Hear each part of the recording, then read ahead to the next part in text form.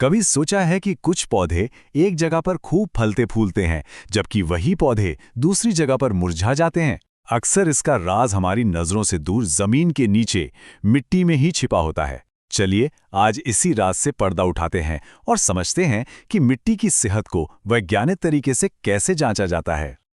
तो सबसे पहले ये समझते हैं कि मिट्टी का पीएच आखिर है क्या।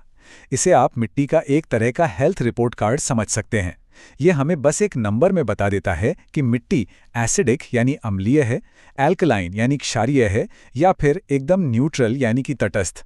ये एक छोटा सा नंबर मिट्टी की पूरी कहानी बयां कर देता है। और ये कहानी जानना इतना ज़रूरी क्यों है? क्योंकि यही पीएच तय करता है कि पौधे मिट्टी में मौजूद ज़रूरी पोषक तत्वों को ले पाएंगे भी या नहीं। सोचिए, मिट्टी में खाद तो भरपूर हो, लेकिन अगर पीएच गड़बड़ है तो वो सारे पोषक तत्व पौधों के लिए एक तरह से लॉक हो जाते हैं। मतलब पौधे भूखे रह जाते हैं। तो एक सटीक रीडिंग पाने का सबसे पहला और सबसे ज़रूरी कदम क्या है? वो है सही सैंपल तैयार करना। अगर शुरुआत ही गलत हुई, यानी हमारा सैंपल ही ठीक नहीं हुआ, तो आगे की पूरी मेहनत पर पानी फिर जाएगा। तो जो स्टैंडर्ड ऑपरेटिंग प्रोसीजर है, जिसे हम शॉर्ट में एसओपी भी कहते हैं, उसके मुताबिक हमें ठीक 20 ग्राम हवा में सुखाई हुई मिट्टी का सैंपल लेना होता है। ये सैंपल ऐसा होना चाहिए जो पूरे खेत की मिट्टी का सही प्रतिनिधित्व करे। अब इस 20 ग्राम मिट्टी में हम मिलाएंगे ठीक 40 मिलीलीटर डिस्टिल्ड वाटर, यानी आसुत जल। अब सवाल उठता है कि नॉर्मल पानी क्यों नहीं? वो इसलिए क्योंकि नॉर्मल पानी में अपने मिनरल्स और कई अशुद्धियां होती हैं जो हमारी रीडिंग को गड़बड़ कर सकती हैं। ये जो अनुपात है ना 1:2 का, ये बहुत ज़रूरी है। इसे अच्छी तरह घोलकर फिर 30 मिनट तक हर 10 मिनट में हिलाते रहना होता है। इससे होता यह है कि मिट्टी के सारे कण पानी में ठीक से घुल जाते हैं और हमें जांच के लिए एक परफेक्ट घोल मिलता है। ठीक है, सैंपल तो तैयार है, पर अब आता है इस पूरी प्रक्रिया का सबसे नाजुक, सबसे ज़रूरी हिस्सा, और वो है पीएच मीटर को कैलिब्रेट करना। कैलिब्रेट करने का मतलब है मशीन को सही रीडिंग के लिए तैयार करना। बिल्कुल वैसे ही जैसे हम किसी तराजू को इस्तेमाल करने से पहले 0 पर सेट करते हैं। बिल्कुल, ये बात एकदम सही है। बिना कैलिब्रेशन के मीटर जो भी नंबर दिखाएगा उस पे हम जरा भी भरोसा नहीं कर सकते। ये एक खराब थर्मामीटर की तरह होगा जो बताएगा तो कुछ, पर वो सही नहीं होगा। तो ये होता कैसे है? इसके लिए हम इस्तेमाल करते हैं बफर सॉल्यूशंस का। ये कुछ खास तरह के लिक्विड होते हैं जिनका पीएच हमें पहले से ही पता होता है, जैसे 7.0 जो कि न्यूट्रल है और 4.0 जो एसिडिक है।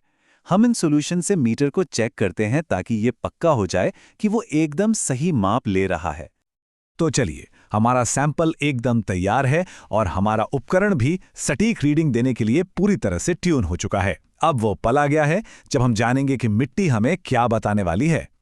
अब जो मीटर का इलेक्ट्रोड है, आप इसे इसका सेंसर भी कह सकते हैं, उसे हम बहुत सावधानी से अपने तैयार किए हुए मिट्टी के घोल में डुबो देते हैं। यही सेंसर घोल की अम्लता या क्षारीयता को पढ़ता है। थोड़ा सा इंतजार, और जैसे ही स्क्रीन पर नंबर स्तर हो जाता है, बस वही नंबर हमारी मिट्टी का असली सटीक पीएच मान है। लेकिन रुकिए, हमें एक नंबर तो मिल गया, पर काम यहीं खत्म नहीं होता। असली खेल तो अब शुरू होता है, इस नंबर के पीछे छिपे मतलब को समझने का। देखिए, ये चार्ट उस नंबर को एक कहानी में बदल देता है। मान लीजिए हमारी रीडिंग आई 5.2, तो इसका मतलब है कि मिट्टी प्रबल अम्लीय है। अब ये ब्लूबेरी जैसी फसलों के लिए तो शायद बहुत अच्छा हो, पर गेहूं या मक्का के लिए उतना अच्छा नहीं। और अगर रीडिंग 7.0 है तो मतलब मिट्टी बिल्कुल न्यूट्रल है। और यही जानकारी तो है जो एक्शन लेने में मदद करती है। अगर मिट्टी ज्यादा एसिडिक निकली तो किसान उसमें चूना मिला सकते हैं। अगर ज्यादा एल्कलाइन है तो जिप्सम का इस्तेमाल होता है। ज्यादातर फसलों के लिए 5.5 से 6.5 का पीएच एक स्वीट स्पॉट माना जाता है, जहां उन्हें अपना सारा भोजन बहुत आसानी से मिल जाता है। तो देखा आपने, ये पीएच टेस्ट सिर्फ एक नंबर नहीं है, ये तो मिट्टी से बात करने का, उसकी जरूरतों को समझने का एक वैज्ञानिक तरीका है। ये हमें बताता है कि जमीन को और भी सेहतमंद और उपजाऊ बनाने के लिए हमारा अगला कदम क्या होना चाहिए।